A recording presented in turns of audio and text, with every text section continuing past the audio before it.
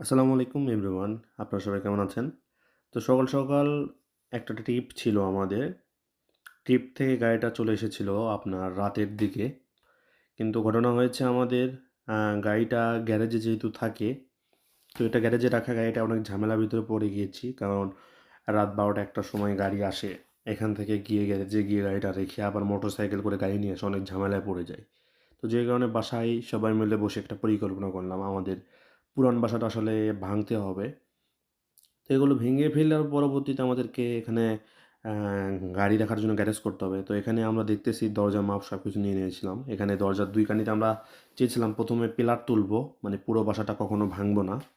তো না ভেঙে পিলার তুলবো। তো পিলার তোলার পরবর্তীতে উপরে এগুলো টিন রয়েছে যতগুলো কিছু রয়েছে, এগুলো সবকিছু সরায় ফেলতে হবে। মানে অনেকগুলো কাজ রয়েছে। মানে পুরান একটা বাসা ভাঙতে গেলে যতটুকু কাজ প্রয়োজন হয়, তো এগুলো ভাঙতে হবে পাশে। এখন এই দিক দিয়ে দেখতে পাচ্ছেন রোডটা অনেক ন্যারো আছে।